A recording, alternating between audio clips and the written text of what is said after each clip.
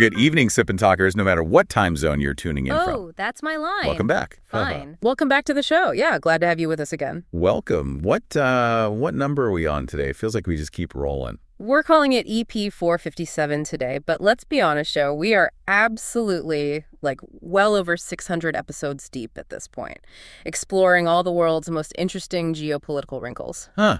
Yeah, that sounds about right. All right, so today we're actually following up on something we touched on, a few weeks back, in EP433. Oh, right, yeah. Shen Bo-Jiong, the Taiwanese lawmaker targeted by Beijing. Exactly. But the Chinese Communist Party, the CCP, they've decided to, escalate. They've basically invented a brand new, incredibly spicy flavor of transnational repression.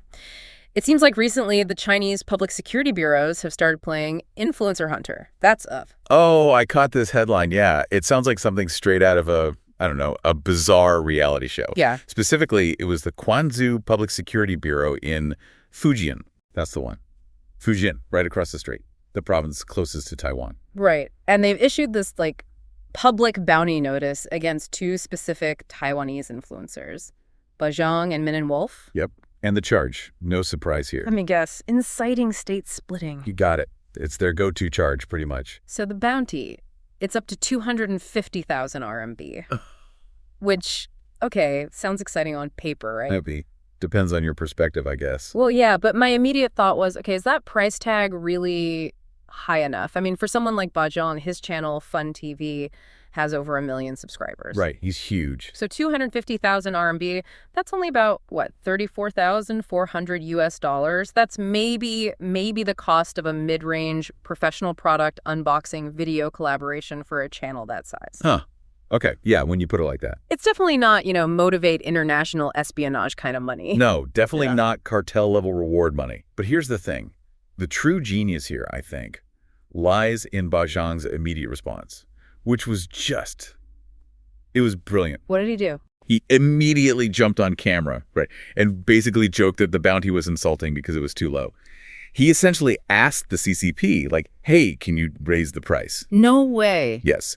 He turned what was supposed to be this serious, fear-inducing threat into pure, high-quality comedic content. Okay, that is such a critical distinction, isn't it? Is this just peak Taiwanese resilience and humor, or is it peak CCP absurdity? Maybe both. Because when you try to silence a content creator by issuing a public arrest warrant, right? Yeah. And they just turn around and use that warrant as promotional material. Yeah. The government basically just ran the best possible SEO optimization campaign for their anti-CCP content. They gave him institutional weight. Absolutely. And his new unofficial title, it went viral almost immediately online. He's now the official certified anti-CCP righteous person. That's a 2A. Oh, that's fantastic. It's a guaranteed traffic booster, right? Okay. And I saw comments online calling him the cheapest fugitive in the history of international relations. We are definitely going to dig into the profound absurdity of this whole policy in a bit. Okay, but let's add one more layer here. Because there was also this domestic friction it created, right? The controversy around Lupe Yaya. Ah, yes. Lupe Yaya. She's a naturalized Taiwanese citizen, originally from the mainland, who was previously deported. Known pro-unification figure. Right, and she was apparently quite enthusiastic about this reward, openly encouraging people to try and earn the prize money. She was, which, plays right into the CCP's hands trying to stir division.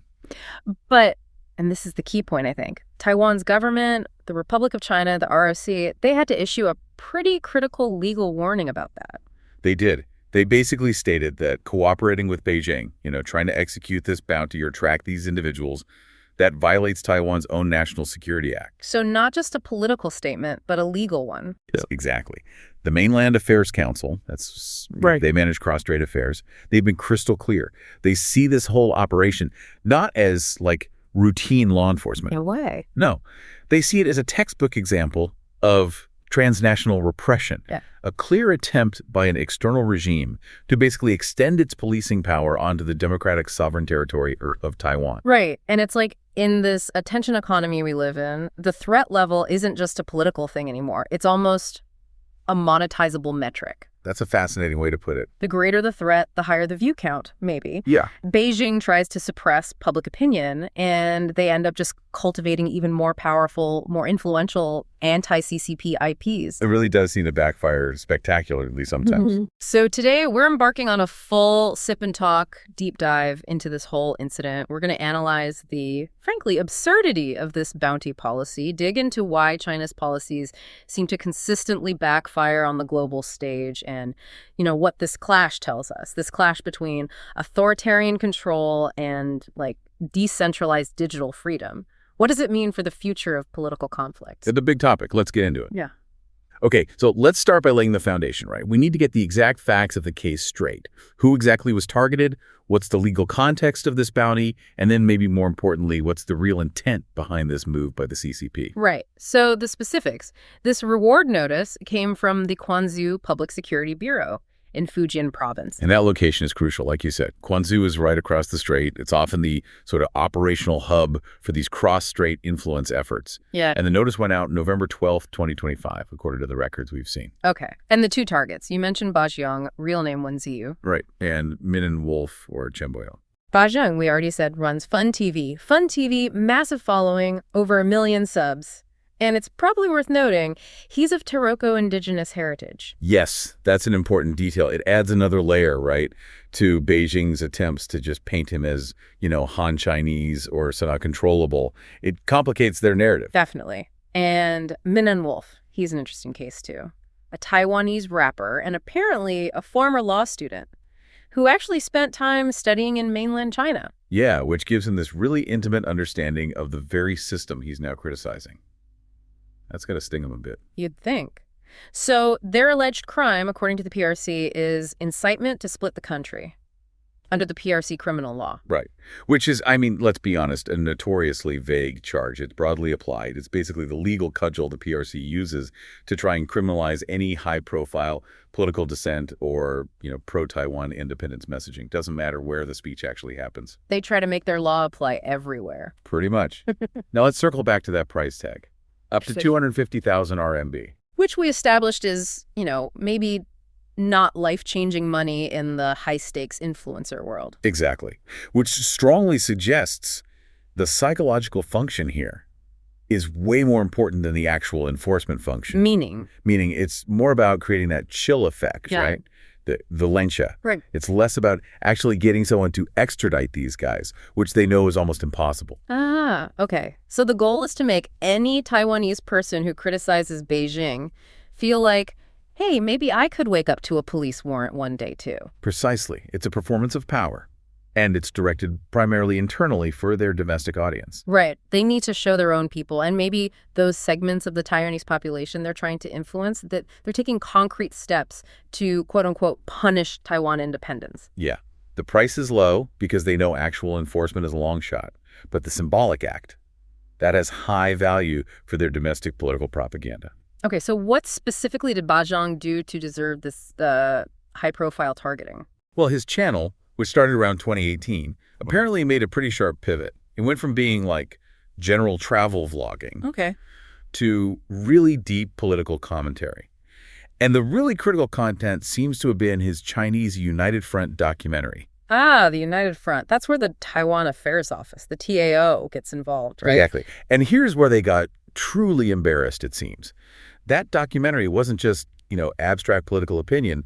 It allegedly detailed the actual nuts and bolts of how the CCP's Taiwan Affairs Office operates. Oh, wow. Like the playbook. Pretty much. Bo-Jiong, along with Min and Wolf, apparently exposed specific methods the CCP uses to try and co-opt Taiwanese influencers. Co-opt them? Like get them on side? Yeah, trying to use things like their so-called preferential policies, the JA, as tools of political coercion. They didn't just expose the general policy. They apparently named names, detailed specific operations. They talked about influencers like Maigu 886 and Han Guo-Ren being targeted for this kind of co-optation. So by revealing the process, Bo-Jiong directly damaged the CCP's whole soft power campaign in Taiwan. He turned potential collaborators into, well, potential pariahs if they took the bait. It's the exposure of the tactics that seems to sting the most then. I think so. And when the TAO finally responded, their language was, well, incredibly crude, calling Bo-Jiong and Min and Wolf petty thieves and promising to severely punish them. Yeah, that doesn't sound very diplomatic. Not at all. It reveals this almost emotional reaction to being successfully, decloaked and embarrassed by a couple of YouTubers. It shows this lack of institutional decorum you wouldn't really expect from a major state agency. Okay, so let's talk about the legal reality versus the threat perception. Taiwanese officials called this a barbaric act, transnational repression. Which it is, by definition. But from an enforcement standpoint, Taiwan's position is firm, right? No extradition. Absolutely firm. They will not extradite their own citizens based on a PRC warrant. The ROC simply does not recognize the PRC judicial system's legitimacy or jurisdiction over its citizens. So the immediate threat of, physical arrest in Taipei is extremely low. Extremely low. Yeah. However, and this is crucial, we have to stress that the notice itself is far from harmless. Right, because they release personal information. Exactly. By publicly putting out their full names, photos, even their ROC ID numbers, the CCP significantly raises their risk profile. How so? Well, this is where the danger shifts. It moves from formal legal arrest to more targeted, maybe deniable harassment. They're now much more vulnerable to, say, Chinese hackers trying to dox them further. Right, releasing more private info. Or proxy agents launching sophisticated online attacks, maybe denial of service attacks on their channels, or even potentially physical harassment if they travel internationally, especially to countries with, weak rule of law or strong CCP influence. Okay, so that's the real practical risk of this kind of transnational repression. It's not just about arrest warrants. Not at all. It's about making life difficult, creating fear, imposing costs. And this is precisely why the Mainland Affairs Council in Taiwan had to draw that very strict legal red line we talked about. Yes, it wasn't just a political statement. It was activating actual legal deterrence. The warning was specific. Any Taiwanese citizen caught cooperating with the CCP's bounty, like providing tips, tracking information, acting as an intermediary agent. They could be in serious trouble under Taiwanese law. Serious trouble. They risk violating Taiwan's own laws. Let's elaborate on those laws for a sec. The two key ones mentioned are the National Security Act and the National Intelligence Work Act. Okay, and those sound serious. They are. This isn't some minor administrative slap on the wrist. We're potentially talking about charges related to foreign espionage, intelligence activities, or even collusion aimed at subverting the ROC government, or providing information that aids what Taiwan legally views as a hostile foreign political entity, which is exactly how the ROC views the PRC government in these specific contexts. Wow. Okay, that is heavy. It completely transforms the act of trying to, earn prize money into potentially a serious national security crime. Absolutely. And this context brings us right back to that controversial figure, Lupe Yaya. Right. Her involvement here. Her involvement is highly illustrative, I think, of the CCP's broader strategy. They often aim to exploit existing social friction within Taiwan. And she fits that bill. Perfectly. She's already a controversial figure because of her pro-unification stance, her past deportation issues, so her excited endorsement of the bounty. It was like a perfect attempt to pit one segment of the Taiwanese population, specifically maybe mainland spouses and their sympathizers, against the mainstream democratic establishment. They're going to drive a wedge. Exactly. But the swift legal countermeasure from the Mainland Affairs Council kind of neutralized that internal conflict, didn't it? How so? By issuing that strict legal warning, Taiwan shifted the narrative. It went from being a potentially messy political debate to being a clear-cut national security issue. That tends to unite the Democratic side in condemning what they see as illegal foreign interference and, frankly, solicitation of espionage. So the CCP tried to divide Taiwan. And instead, they basically forced Taiwan's legal system to activate its own defense mechanisms. Yeah. The noise they generated ended up cutting directly against their own aims. Another backfire. Seems to be a pattern. Okay, so we've covered the legal stuff, the transnational repression angle, but let's pivot now maybe to the cultural arena, because this whole incident feels like a textbook case of how, decentralized democratic culture uses humor and just sheer agility to completely nullify the power of an authoritarian state. Oh, absolutely. This is the micro-level backfire in action. And Bo-Jiong's response specifically was just a masterclass in risk management, in PR, in comedy, frankly. Right. Instead of doing what they probably expected, disappearing, maybe apologizing. Which is the typical response under that kind of CCP pressure, yeah. He just amplified the threat and treated the whole thing as a joke. We really need to unpack that cultural joke, though. His first, and you could argue most potent quip, was the Shen Bo-Yang comparison. Remember Shen Bo-Yang, the lawmaker targeted earlier? Yeah. So Bo-Jiong wakes up to the news about his own bounty, and he immediately posts something like, well, looks like I've joined the club.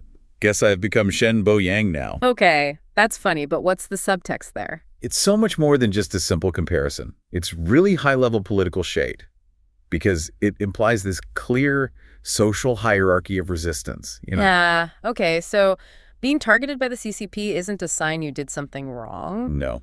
It's a mark of honor. It's like official confirmation that you're influential enough that your work has fundamentally angered Beijing. It's like unlocking an achievement in the resistance movement. It's the highest honor you can receive, basically. Proof you hit a nerve. Exactly. It proves you hit the pain point. And then he immediately pivots from that to the economic joke, questioning the meager 250,000 RMB bounty. Right, asking if the price was too cheap for his market value. Which is just brilliant. He completely reframes the bounty as this ridiculous lowball appraisal. He deflates the seriousness of the whole thing by turning the supposed capture price into, like, a business negotiation. If you can't arrest me, at least pay me what I'm worth. Pretty much. It's a fundamental refusal to even accept the premise of the threat. He's saying, your threat is so weak, it's not even priced correctly. And that's crucial, isn't it? Because authoritarian regimes, they rely on the gravity, the seriousness of their threats to maintain control. Absolutely. When the threat is laughed at, when it becomes a punchline, its power just dissolves. Instantly, he transformed the fear, the grunt, into a farce. And then he followed it up with that sarcastic thank you note. Oh, the irony was just exquisite. Thanking the ancestor fatherland for providing him with official hot topics and guaranteed traffic. Which immediately proves the policy failed on a very practical level. Totally. The state tried to suppress his dissent, restrict his platform, but what was the actual outcome?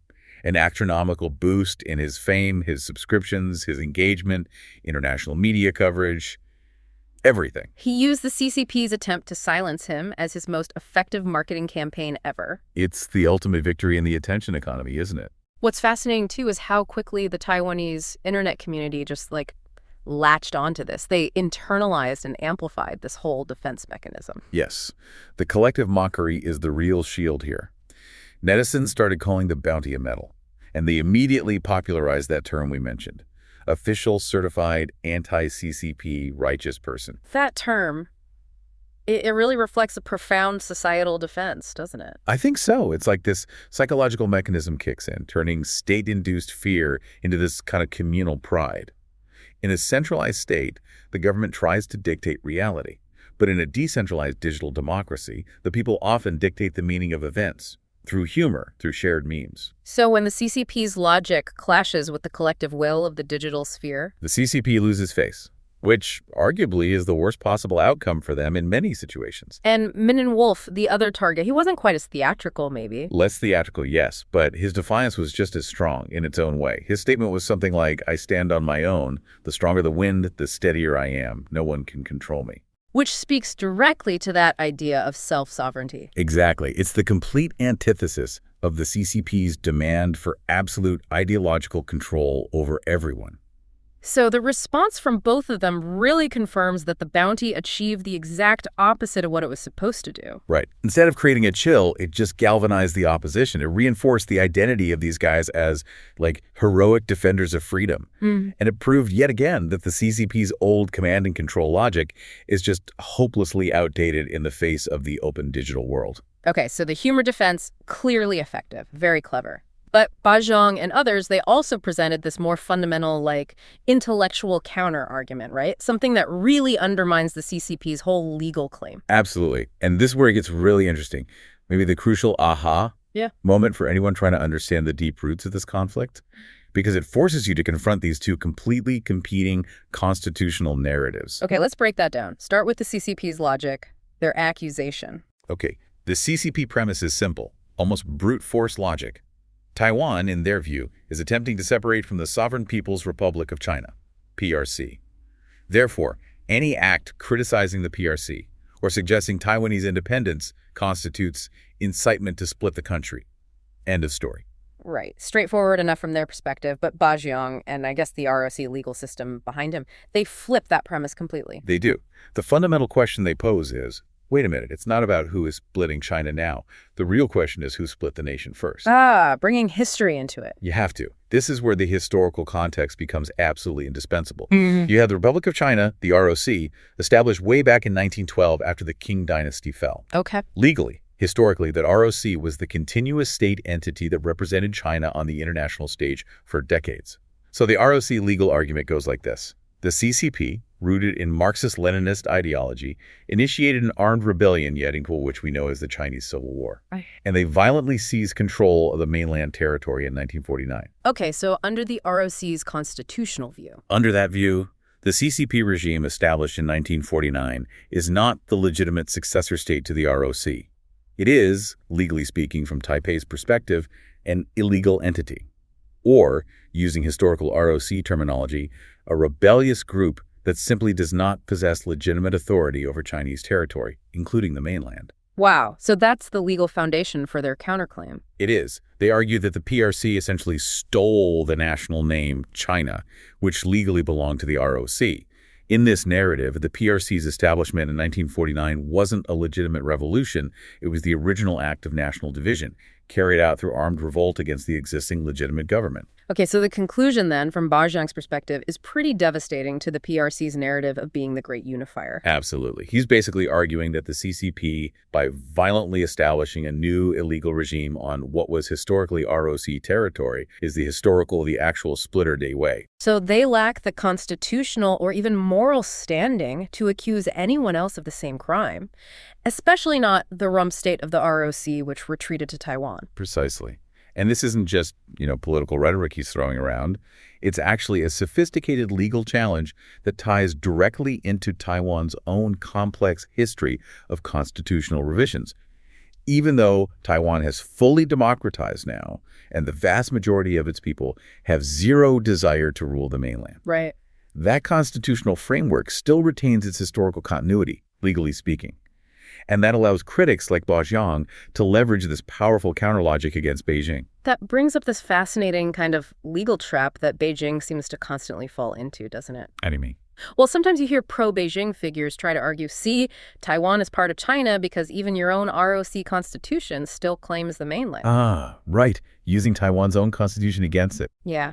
But the ROC rebuttal, based on what you just explained, is basically, okay, yes, our constitution historically claims that territory, but that same constitution does not recognize your PRC regime as legal. Therefore, from our constitutional standpoint, you are merely an illegal occupant of our territory. It's a perfect stalemate, isn't it? Mm-hmm. If the PRC tries to use the ROC constitution to claim territory, they inadvertently acknowledge the legitimacy of the ROC as the state that authored that constitution. A state whose very existence and continuity is fundamentally incompatible with the PRC's claim to be the sole legal government of all of China. Exactly. They can't accept the document's territorial claims without implicitly accepting the uncomfortable implication that their own state might be, from that perspective, illegitimate. So this whole argument really shows that the conflict isn't just about, political preferences. It's about two entirely separate, fundamentally irreconcilable legal and historical systems operating in parallel. That's right. In the PRC system, 1949 was a glorious revolution and a legal succession. In the ROC system, it was an ongoing rebellion and an illegal occupation of its sovereign territory. And that distinction is why someone like Bo-Jiong making critical comments in Taiwan is seen as protected political expression just criticizing a hostile regime. Right, but the exact same words, under PRC law, become a criminal act of trying to split the state. He's leveraging a continuous constitutional claim to the entire territory of China, a claim that inherently delegitimizes the very party that's trying to arrest him. That intellectual layer, that constitutional jujitsu, is what elevates this whole confrontation beyond just being a humorous meme war. It gets to the very core of the sovereignty dispute. It really reminds you that state splitting isn't just a physical act, it's a legal concept. And the CCP, maybe in their eagerness to criminalize dissent, kind of accidentally shines a big spotlight on their own constitutional Achilles heel. It's a fascinating dynamic, for sure. Okay, so let's zoom out now. We've looked at the specifics of the Bo-Jiong bounty, the humor defense, the constitutional arguments. But let's talk about the broader macro-level picture, this bounty, the wolf warrior stuff, the economic coercion we sometimes see. Why do these policies so consistently look, well, clumsy or absurd or even self-destructive when viewed by the rest of the world? Yeah, that's a great question. It does seem like a recurring pattern. Is it just bad luck, or is there something systemic going on? I think it's deeply systemic. Yeah. And it's rooted in this core conflict of priorities we touched on earlier. The analysis suggests the primary goal of many of these actions is almost never really about convincing the outside world. Right. You called it the internal propaganda priority. Exactly. The main objective, time and time again, seems to be reinforcing domestic nationalistic sentiment, shoring up support, consolidating the CCP's authority, especially under Xi Jinping. So if an action successfully stirs up patriotism at home, makes the party look strong, like it's defending national honor, then from Beijing's perspective, it might be deemed a success. Even if it makes the country look, frankly, ridiculous or overly aggressive on the international stage. Precisely. That's the wolf warrior dynamic in a nutshell, isn't it? You might have a diplomat who gets lauded as a hero domestically for using really aggressive, maybe even insulting rhetoric that gets headlines in the global times. Yeah, playing to the home crowd. But internationally, that same diplomat has just torched their own effectiveness. They've alienated potential partners, lost the trust you need for any kind of successful negotiation. Yeah. So the policy is a success internally, but it sacrifices the actual function of diplomacy externally. And that points towards, what, structural defects in how decisions get made. I think so. A major one is what you could call feedback failure. In any highly centralized, closed system like the PRC's, you don't have a free press. You don't have a truly independent civil society that can provide those real, sometimes uncomfortable, negative reality checks. So the decision makers at the top are operating in a bit of an echo chamber. Largely, yes. They tend to rely on sanitized, filtered information, what they often refer to as internal reference reports. And this is where things like guanxi, personal networks and relationships, can often override objective empirical data. Meaning lower officials might just tell their superiors what they think they want to hear. It's a common problem in hierarchical systems. They might filter out the bad news, or downplay negative international reactions, or maybe exaggerate the positive domestic response. This constant filtering means the leaders can frequently misjudge international bottom lines or misunderstand the actual impact their policies are having outside China. We saw that pretty vividly with the zero-COVID lockdowns, didn't we? The sudden reversals, the immense economic disruption. Absolutely. The political goal, demonstrating total control, projecting the supposed superiority of the CCP model, clearly took precedence over basic economic logic or even scientific feasibility at times. The result was massive economic self-harm and widespread social instability. It seems politics trumps everything. And with something like this bounty, the long-term diplomatic cost being seen as an aggressive bully state that gets dismissed because the short-term political signal to the domestic audience is seen as more important. That seems to be the calculation, yes. Which leads to this reliance on what you might call the theater of coercion. Meaning they lean on threats. Yeah. They tend to use tools like money, market access, and overt or implied military threats to get their way, rather than relying on the traditional tools of soft power, like cultural traction, shared values, or rational persuasion. And when you lead with a threat or a bribe, the recipient immediately knows your motives are purely transactional, right? And explicitly goal-oriented toward your interests, not necessarily mutual benefit. This structural choice, this reliance on coercion, just makes building genuine, long-term, trust-based alliances extremely difficult.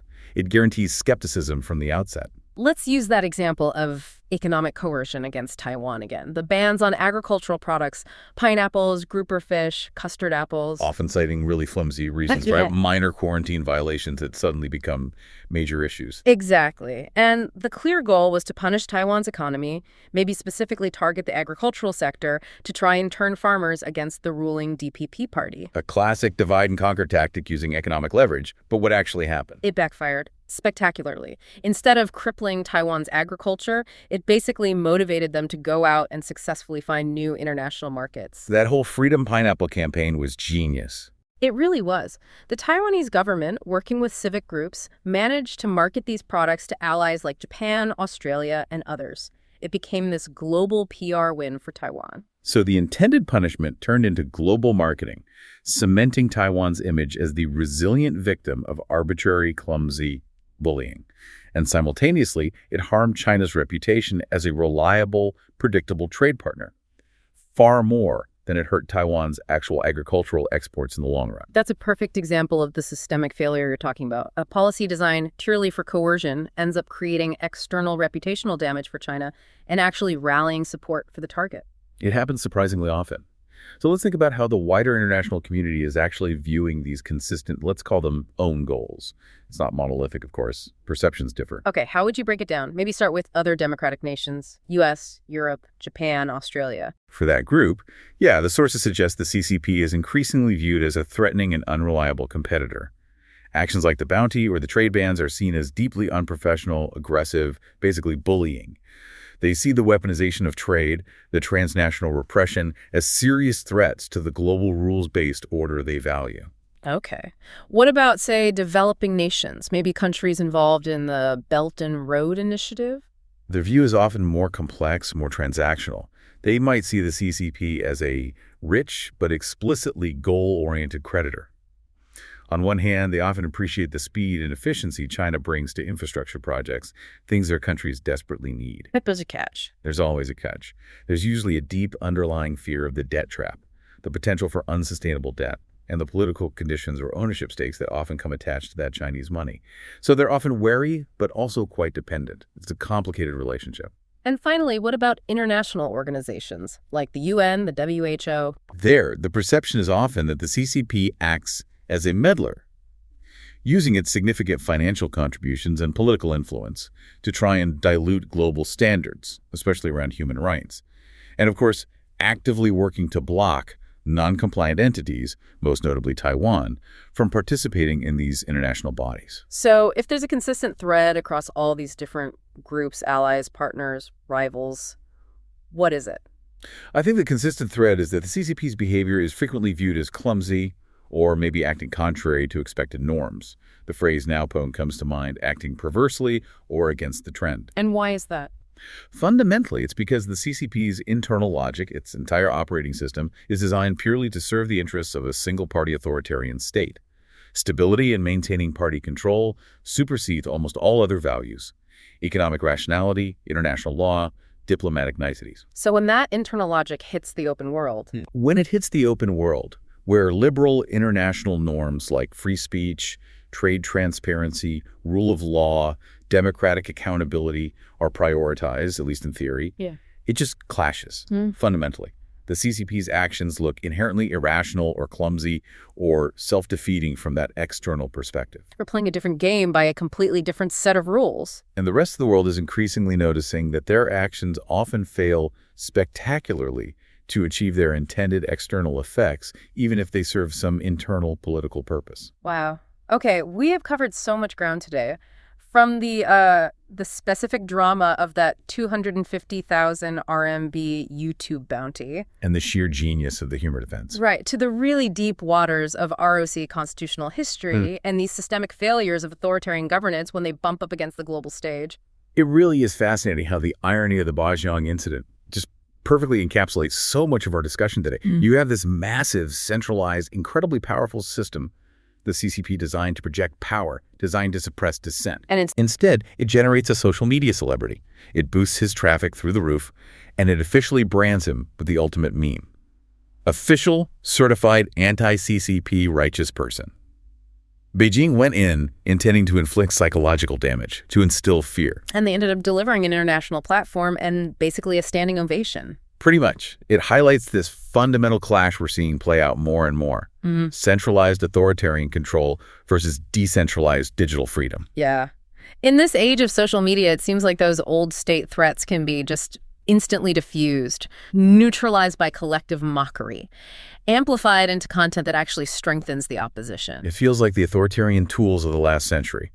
Censorship, physical warrants, official scare edicts, they're proving less and less effective against this agile, digitally savvy opposition that knows how to weaponize irony. So that raises a really important question, maybe for you, the listener, to consider as you digest all this. Yeah. If traditional military conflict is hot war, right, and economic pressure is Cold War, then maybe this kind of transnational repression, this digital bounty hunting, and the cultural defense it sparks, maybe that represents a whole new front, the meme war. The meme war. I like that. So the question for you, listening now, is how do democratic nations, how do individuals effectively legislate against or respond to these kinds of non-physical threats? When the weapon being used is information warfare, disinformation, coercion via data. And the most effective defense sometimes seems to be just a really good joke. We didn't take sides today. Our goal was simply to provide objective facts, historical context, and legal analyses for you to consider to help you form your own independent thoughts. Yeah. Thank you for thinking deeply with us. Before we go, please do subscribe to Sip and Talk wherever you get your listening done. It really helps us out. And definitely check out our old friend Mickey's YouTube channel, Mickytolife, for some fun memes and his latest awesome travel vlogs. Always good stuff there. We'll see you next time. We'll see you next time.